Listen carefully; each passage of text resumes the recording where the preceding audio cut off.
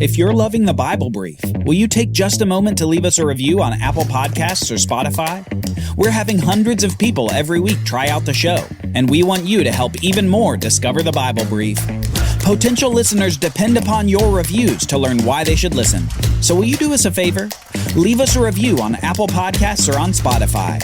Join the cause to help the world learn the life-changing story and message of the Bible. You're on a journey through the Bible to experience the epic story of God and to learn your part to play in the unfolding drama. Prepare for your role as you learn your history, your enemy, and your king. Welcome to the Bible Brief. Join us today as we hear Sarai's foolish idea to gain offspring in an unnatural way, and we see Abram listen to his wife, taking a different kind of forbidden fruit.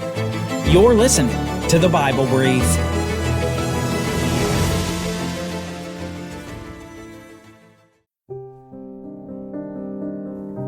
Abram isn't getting any younger. He'd left everything to come to the land of Canaan when he was 75 years old, looking forward to the promises of God. But now he's nearly 86 years old, continuing to age as he looks toward the fulfillment of God's promises to him. Those promises of the land of Canaan, seed or descendants in abundance, and blessing to the world. After 10 years in and around the land that God had called him, despite all of God's assurances that these promises will come to pass, Abram's getting antsy. How exactly was God going to accomplish all this? Well, as it happens, Abram's wife has a possible solution. Let's read from Genesis chapter 16. Now Sarai, Abram's wife, had borne him no children. She had a female Egyptian servant whose name was Hagar. And Sarai said to Abram, "Behold now, the Lord has prevented me from bearing children. Go in to my servant. It may be that I shall obtain children by her." And Abram listened to the voice of Sarai. Don't miss what just happened.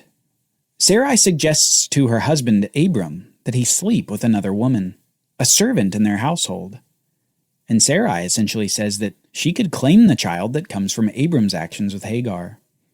That way, she and Abram could, in perhaps an unconventional way, have a child that they'd been waiting so long for. And Abram, perhaps looking at his aging wife, and then looking at Hagar, well, he listened to the voice of Sarai. Don't forget that that's what Adam did in the garden. God said that Adam would suffer consequences because he, quote, listened to the voice of his wife, and took the fruit from the forbidden tree. This is a linguistic clue for us to know that Abram shouldn't be doing this. And yet he listened to her voice, and things begin to get more complicated for Abram. It says that Abram went in to Hagar, and she conceived. And when she saw that she had conceived, she looked with contempt on her mistress. So as quickly as the decision was made, Hagar conceived a child, and then Hagar looks at Sarai with contempt. Significant drama has now entered the household. The leading woman in the house cannot conceive an heir, and the servant has provided an heir to Abram. Who really is the leading woman then? As you might guess, Sarah regrets the counsel that she gave to Abram. And Sarai said to Abram, "May the wrong done to me be on you. I gave my servant to your embrace, and when she saw that she had conceived, she looked on me with contempt. May the Lord judge between you and me." But Abram said to Sarai, "Behold, your servant is in your power. Do to her as you please." Then Sarai dealt harshly with her, and Hagar fled from her. Abram affirms Sarai's leadership among the household, and then it appears rather flippantly allows Sarai to treat Hagar however she wants. Sarai treats Hagar so badly that Hagar eventually flees the security of the household and community for the dangerous wilderness. Anxious and pregnant Hagar just can't take it anymore. And yet, God sees Hagar in her distress, and he speaks to her, appearing as the angel of the Lord. It says this, "The angel of the Lord found her by a spring of water in the wilderness. And he said, 'Hagar, servant of Sarai, "Where have you come from and where are you going?" She said, "I am fleeing from my mistress Sarai." The angel of the Lord said to her, "Return to your mistress and submit to her." The angel of the Lord also said to her, "I will surely multiply your offspring, so that they cannot be numbered for multitude." And the angel of the Lord said to her, "Behold, you are pregnant, and shall bear a son. You shall call his name Ishmael, for the Lord has listened to your affliction. He shall be a wild donkey of a man, his hand against everyone, and everyone's hand against him, and he shall dwell over against all his kinsmen." God graciously provides Hagar with promises about this child from Abram that she carries within her. He speaks of the multitude that will come from her son, and he also speaks of the character of his offspring, that they will be against everyone else. God's providing her with a glimpse into the real future of her son and his lineage in the midst of her bleak situation. And upon God's communication with her, she returns to Abram's household, obedient to God's command. And we read, "Hagar bore Abram a son, and Abram called the name of his son, whom Hagar bore, Ishmael. Abram was 86 years old when Hagar bore Ishmael to Abram." Now imagine Abram at this point, 86 years old, and he finally has a son. After so many, many years, he finally has an heir to his household. He finally has someone who will carry on his legacy. He was probably over the moon. And then the Bible is silent for the next 13 years of Abram's life. Amazingly, despite all the action of the first 11 years in the land, the next 13 are largely silent. Silent until Abram is 99 years old, just about over the 100 hill. Let's read what happens when God speaks to Abram again.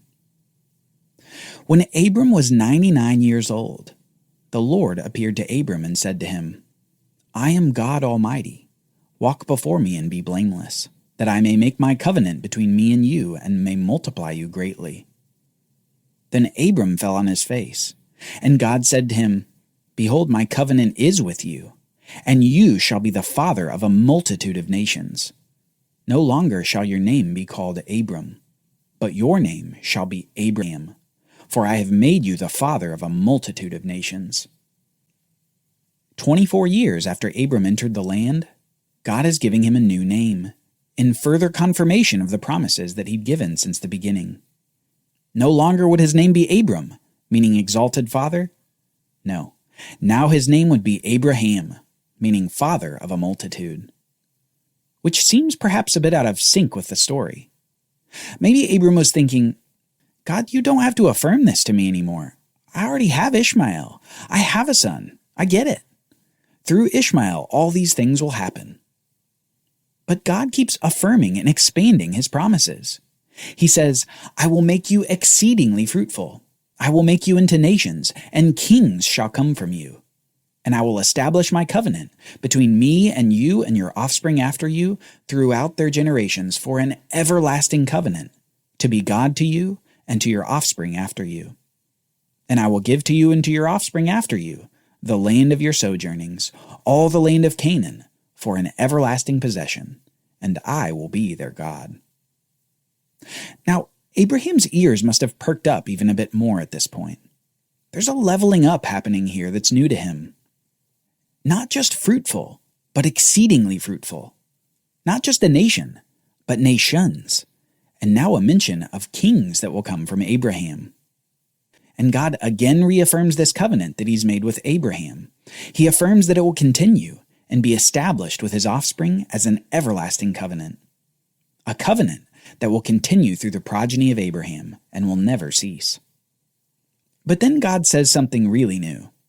He says he's going to give Abraham a sign for this covenant.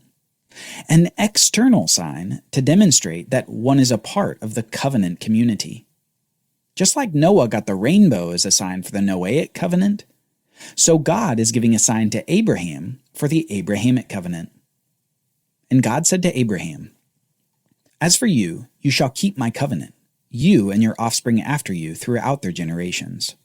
This is my covenant which you shall keep, between me and you and your offspring after you. Every male among you shall be circumcised. It shall be a sign of the covenant between me and you. He who is 8 days old among you shall be circumcised, every male throughout your generations.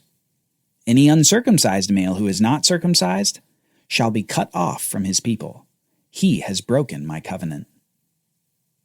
Now, you can look up exactly what this entails if you want those sort of details, but ultimately we should notice that this sign given to Abraham is a sign of faithful obedience. As the community continues to believe the promises of God to Abraham, they are to circumcise every male child on the 8th day after his birth. It's no wonder that for all these promises about offspring, that the sign itself would have to do with the means of producing those offspring. But what God says next is so shocking to Abraham that he actually begins to laugh at the thought of it. Listen to this. And God said to Abraham, "As for Sarai your wife, you shall not call her name Sarai, but Sarah shall be her name. I will bless her, and moreover, I will give you a son by her. I will bless her, and she shall become nations. Kings of people shall come from her." Then Abraham fell on his face and laughed and said to himself, "Shall a child be born to a man who is 100 years old? Shall Sarah, who is 90 years old, bear a child?" Abraham is in amazement and shock at what God has just said. Sarai, or rather Sarah, is going to have a son. Sarah is going to have a son? At 90 years old?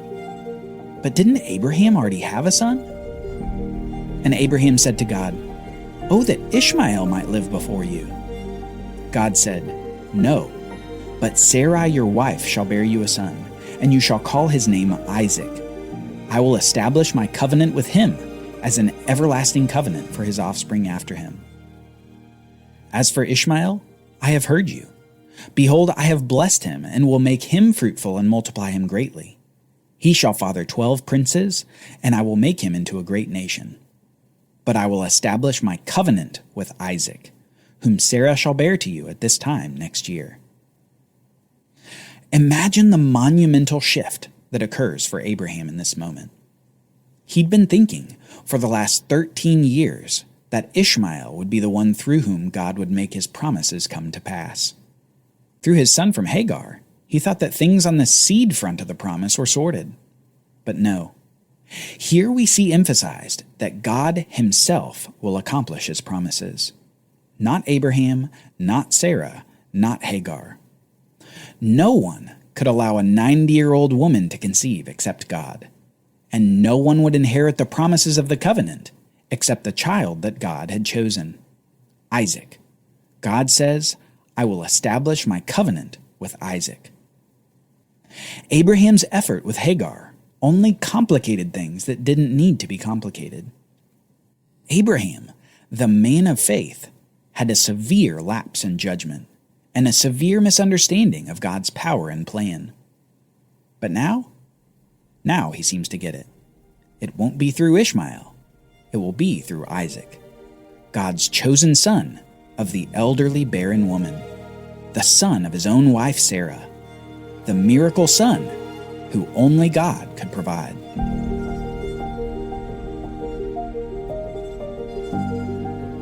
Join us next time as we see the end of the Sodom story.